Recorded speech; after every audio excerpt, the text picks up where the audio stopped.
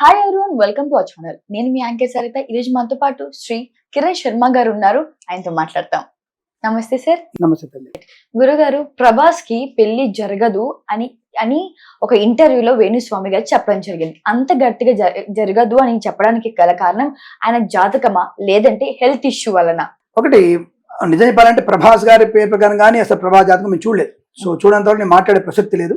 But అతని జాతకంలో మేము ఉన్నంత కొంతవరకు మాత్రం అంటే పెద్ద ఆయన కృష్ణరాజు గారు ఉన్నప్పటి వరకు అబ్బాయి పేరు మీద పూజలు చేసిన విషయం వాస్తవం. సో పూజలు అయిన విషయం వాస్తవం. పూజలు బాగా చేయించేవాడు పెద్ద ఆయన కృష్ణరాజు గారు, బాగా పూజలు చేయించేవారు. 2019-18లో పెళ్లి కావాలి ప్రభాస్. యాక్చువల్గా అది టైం చాలా మంచి టైం అతనికి. ఆ టైం తప్పితే మన అతనికి 2024లో పెళ్లి కావాలి. ఇప్పుడు ఈ సంవత్సరం పెళ్లి అంటే మాకున్న ఇన్ఫర్మేషన్ అంటే మాకు వెళ్ళినటువంటి పురోహితులు ఆ పెళ్లికి వచ్చేసిన పూజల పునస్కారాలు, ఇప్పుడు కృష్ణరాజు గారి భార్య గారు వారు పూజ చేయించినప్పుడు ఆ పూజలు మాకు ఇన్ఫర్మేషన్ ఉంది. ఎందుకంటే మాకు విశాఖపట్నంలో మాకు తెలిసిన వాళ్ళు ఉన్నారు కాబట్టి వారి ద్వారా మాకు ఇన్ఫర్మేషన్ ఉంది. అప్పుడు ఆయన 18-19 పెళ్లి అవ్వాలి. 18-19లో చాలా ముహూర్తాలు వచ్చాయి. అసలు అందరూ ఆ టైంలో పెళ్లి అవుతాను, అందరూ సోషల్ మీడియాలో కూడా అంతా ఊహగా వచ్చేసి బయటికి పెళ్లి అవుతుందని చెప్పేసి వాళ్ళని చెప్పేసి ఆ టైం నిజమే. ఎందుకంటే ఆ టైంలో అతనికి పెళ్లి బలం బాగా ఉంది. ఆ దాడితే 2024. అందుకే కృష్ణరాజు గారికి ఎప్పుడైతే 2016లో అతనికి అనారోగ్యం వచ్చేసింది పెద్దానికి. వచ్చినప్పుడు ఆయన గట్టిగా పట్టుబట్టాడు. 18లో పెళ్లి చేసుకోవాలి, 19 పెళ్లి చేసుకుని పట్టుబట్టారు. ఆయన కూడా అప్పుడు ఓకే అన్నారు, ప్రభాస్ గారు ఓకే అన్నారు. అంటే అన్నారు అంటే నేను అవుతాను, బట్ మా పూజారి దగ్గర అన్న విషయం వాస్తవం. సో అందుకే ఆయన పూజలు చేయించారు. బట్ దురదృష్టవశాత్తు ఆ పూజల ఫలితం అయ్యే లోపలనే ఈ ప్రభాస్ గారి మీద అనేక రకాల ఉపన్యాసాలు రావడం, ఆయన కొద్దిగా ఇబ్బంది పడడం అనేది జరిగింది. నిజంగానే గత సంవత్సరంలో ప్రభాస్ గారికి అనారోగ్యం వాస్తవం. అంటే అనారోగ్యం అంటే అతను ఏదో హాస్పిటల్లో పడిపోయిన వాస్తవం కాదు, అతనికి అనారోగ్యం అనే విషయం వాస్తవం. అందుకే 1-2 నెలలు ఆయన రెస్ట్ తీసుకున్నారు. మళ్ళీ అతను బ్రహ్మాండ ఆరోగ్యం అవుతున్నాడు. బట్ 2024లో అతనికి అక్టోబర్ నుంచి పెళ్లి పని ఉన్నట్టుగా మాకు తెలిసిన ఇన్ఫర్మేషన్. అతనికి పెళ్లి కాదు అనే విషయం మాత్రం కొంత అబద్ధమే చెప్తాను. ఎందుకంటే వంశోద్ధారకుడు వాళ్ళ ఇంటికి వంశోద్ధారకుడు ఉన్నాడు. ఏమో వంశోద్ధారకుడు అంటే మరి అటువంటి స్వామిజీలు ఎవరైనా వచ్చేసి వంశోద్ధారకుడు అంటే పెళ్ళైతేనే ఉంటారా, పిల్లలు ఉంటారు కదంటే అది మాకు తెలియదండి. దాని గురించి నేను మాట్లాడేటువంటి శక్తి నాకు లేదు. ఎందుకంటే అలా కూడా వక్రీకరిస్తారు కాబట్టి దాని గురించి మేము మాట్లాడే శక్తి మాకు లేదు. జ్యోతిష్కుడు కూడా మాట్లాడుతున్నారు డైరెక్ట్ గా. కాబట్టి పెళ్లి అయితేనే వారసులు ఉంటారండి, పెళ్లి కాకపోతే పుట్టే సంతానం ఏమంటారో మీకే తెలియాలి. ఎందుకంటే ఒకటమ్మా, ఇప్పుడు ప్రపంచంలో మనకి ఎలా అయిపోయిందంటే శాస్త్రం కూడా ఇప్పుడు కొన్ని అంటే ఎవరిని మాట మాట్లాడదు కానీ కొన్ని మన ప్రభుత్వ సంస్థలు కూడా ఇప్పుడు ఒక పెళ్ళైన భార్య పెళ్ళైన మగవాడు ఇతను ఆవిడను అతను ఈవిడని ఇద్దరు కూడా సహజీవనం చేస్తే తప్పేం కాదని చెప్పేసి కొంతమంది న్యాయమూర్తులు కూడా చెప్పినప్పుడు ఈ దేశం ఎట్టిపోతూ ఆలోచించాలి. ఇలా అయినప్పుడు పిల్లలకి ఏం చెప్తాం మేము? పిల్లలకి అర్థం కాదు. ఇప్పుడు నేనున్నాను, నేను నా కూతురు ముందు ఇంకొక అమ్మాయిని తీసుకొని బయటకు వెళ్ళిపోయి సరదాగా వెళ్ళిపోయినని చెప్పినప్పుడు నా వ్యవస్థ ఎలా ఉంటుంది? అదే నెక్స్ట్ నా కూతురు ఏం చేస్తుంది? పెళ్లి చేసిన భర్తను వదిలిపెట్టి నాన్న ఈ అబ్బాయిని తీసుకొని బయటకు వెళ్తున్నా డేటింగ్కి అని చెప్పి బయట వెళ్ళిపోతే ఇలా విచ్చలవిడుతున్నాన్ని ఎవరు ప్రోత్సహిస్తున్నట్టు నాకు అర్థం కాదు. అంటే నేను ఎవరిని క్వశ్చన్ చేయాలి అర్థం కాదు నాకు. అంటే రాజ్యాంగం రాసి ఉందా అంటే ఇద్దరు మరి అంటే పెళ్ళెందుకు? అసలు పెళ్ళని వ్యవస్థ ఎందుకు? అంటే పాశ్చాత్యాన్ని మనం ఆకలింపు చేసుకుంటున్నామా? నాకు అర్థం కాలేదు. ఒక వ్యవస్థ, వివాహ వ్యవస్థ, ఇన్ని కోట్లు ఖర్చు పెట్టి, లక్షలు ఖర్చు పెట్టి, తాళి కట్టి అందరి ముందర జీలకర్ర బెల్లం పెట్టుకొని ఏ వ్యవస్థలో ఉన్నాం మనం? ఈ వ్యవస్థ వదిలిపెట్టేసి మీరు పెళ్ళైన ఆవిడట ఆయనకి ఇష్టం ఉంటే ఇంకోటితో ఎంజాయ్ చేయొచ్చు. What is this? అసలు నాకు అర్థం కానికి వస్తున్నది. ఇది సహేతుకం అంటారా? మీ యూత్ కానీ సహేతుకం అంటారు చెప్పండి? ఇది ఎవరు డిబేట్లో పెట్టరు. ఇది అవసరం లేదు. మద్యపానం డిబేట్ పెట్టరు. మద్యపాన సేవన చేసి ఒక సంవత్సరంలో మీ దగ్గర ఇప్పుడు డేటాని ఇస్తాను మీకు నేను. ప్రతి సంవత్సరంలో 1,70,76,000 చచ్చిపోతున్నారు మద్యపాన సేవన చేసి చనిపోయే వాళ్ళు. ఈ మద్యపాన సేవన చేసిన వాళ్ళ వల్ల చనిపోయే వాళ్ళు 2,63,000 మంది. 2,63,000 మంది. ఎందుకు? మందు కొట్టేసి యాక్సిడెంట్ చంపేవాళ్ళు. మన రాష్ట్రంలో గత సంవత్సరం విషయంలో 13,000 మంది యాక్సిడెంట్ గురయ్యారు కేవలం మద్యపాన సేవన చేసి యాక్సిడెంట్ చేసిన వాళ్ళ వల్ల.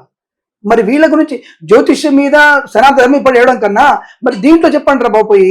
మద్యపానం గురించి, అక్రమమైనటువంటి గో సంహరణ గురించి, అలాగే ఇటువంటి వాళ్ళ గురించి, చెడు గురించి, గంజాయిల గురించి ఇది చెప్పకుండా యూత్ని బాగు చేయకుండా జ్యోతిష్యం వల్ల ఇప్పుడు నువ్వు జాతకం చెప్పించుకున్నావు, నీకు మాత్రమే నష్టం, నా వల్ల ఇంకొకరికి నష్టం ఉందా?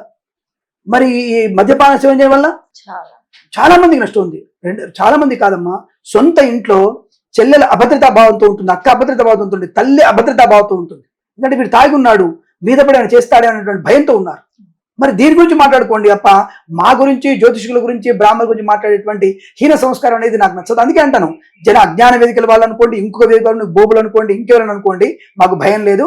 దీని గురించి ప్రజల్లో చైతన్యం తీసుకొస్తే మీకు చాలా బాగుంటుంది. మూడో విశ్వాసాన్ని కట్ చేయండి. తప్ప మమ్మల్ని నేరుగా మిమ్మల్ని కౌంటర్ చేసేటువంటి శక్తి కానీ అది మీ జాతకం మీకు లేదన్న విషయాన్ని మేము స్పష్టంగా చెప్తున్నాం. అంటే తప్పుగా మారితే క్షమించండి, బట్ చెప్తున్నాను విషయం ఇది నిజ నిర్ధారణ. సో గురువు గారు, విజయ్ దేవరకొండ ఆయన వరుస సినిమాలు ఫ్లాప్ అవుతూనే వస్తున్నాయి.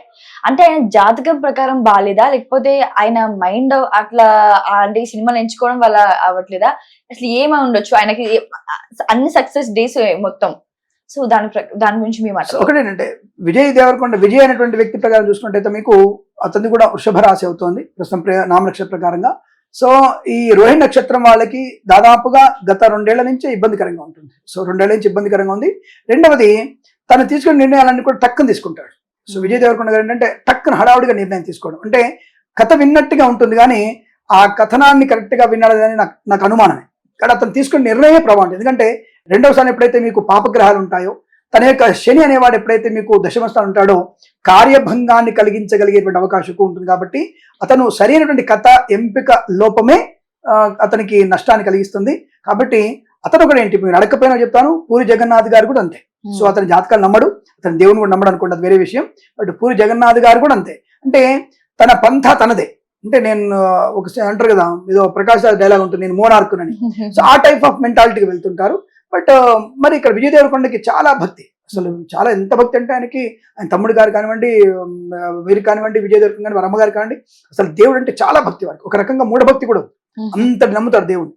అంత ఉన్నా సరే తన నిర్ణయాలు మాత్రం తొందరగా తీసుకోవడం. అంటే వెంటనే ఇప్పుడు వచ్చి కథ చెప్పగానే రైట్ ఇది బాగుంది చేసేద్దాం, ప్రొడ్యూసర్ ఉన్నాడా అనుకునే హడావుడి నిర్ణయాల వల్లనే ఆ దశమ స్థానం బాగలేకపోవడం వల్ల గోచారంలో అతను హడావుడి నిర్ణయం తీసుకొని ఫ్లాప్ అవుతున్నాడు. నాకు తెలిసినంత వరకు అతనికి ఈ సంవత్సరంలో రేపు వచ్చేటువంటి మే నుంచి నాకు తెలిసి వరుస హిట్లు కొట్టగలిగే అవకాశం, ఫ్యూచర్ లో వరుస హిట్లు కొట్టగలిగేటువంటి శక్తి విజయ్ దేవరకొండ గారికి కంటిన్యూగా ఉంటుంది. ఒక స్థాయి నటుడిగా ఎదగడానికి అవకాశాలు ఉన్నాయి, ఒక ఉన్నత స్థాయి నటుడిగా ఎదగడానికి అవకాశాలు ఖచ్చితంగా ఉంటాయి. మే నుంచి చాలా ఖచ్చితంగా బలంగా ఉంటుంది. 2,63,000 మంది ఎందుకు మందు కొట్టేసి యాక్సిడెంట్ చంపేవాళ్ళు. మన రాష్ట్రంలో గత సంవత్సరం విషయంలో 13,000 మంది యాక్సిడెంట్ గురయ్యారు, కేవలం మద్యపాన సేవన చేసి యాక్సిడెంట్ చేసిన వాళ్ళ వల్ల. మరి వీళ్ళ గురించి జ్యోతిష్యం మీద సనాతనం ఇప్పుడు వేయడం కన్నా మరి దీంట్లో చెప్పండి రా బాబోయి, మద్యపానం గురించి, అక్రమమైనటువంటి గో సంహరణ గురించి, అలాగే ఇటువంటి వాళ్ళ గురించి, చెడు గురించి, గంజాయిల గురించి ఇది చెప్పకుండా యూత్ని బాగు చేయకుండా జ్యోతిష్యం వల్ల ఇప్పుడు చాలా మందికి నష్టం ఉంది. చాలా మంది కాదమ్మా, సొంత ఇంట్లో చెల్లెల అభద్రతా భావంతో ఉంటుంది, అక్క అభద్రతా భావంతో ఉంటుంది, తల్లి అభద్రతా భావంతో ఉంటుంది. ఎందుకంటే వీడు తాగి ఉన్నాడు, మీద పడి ఆయన చేస్తాడే అనేటువంటి భయంతో ఉన్నారు. మరి దీని గురించి మాట్లాడుకోండి అప్ప, మా గురించి, జ్యోతిష్కుల గురించి, బ్రాహ్మణుల గురించి మాట్లాడేటువంటి హీన సంస్కారం అనేది నాకు నచ్చదు. అందుకే అంటాను, జన అజ్ఞాన వేదికల వాళ్ళు అనుకోండి, ఇంకొక వేదికలను బోబులు అనుకోండి, ఇంకెవరైనా అనుకోండి, మాకు భయం లేదు దీని గురించి. Thank you.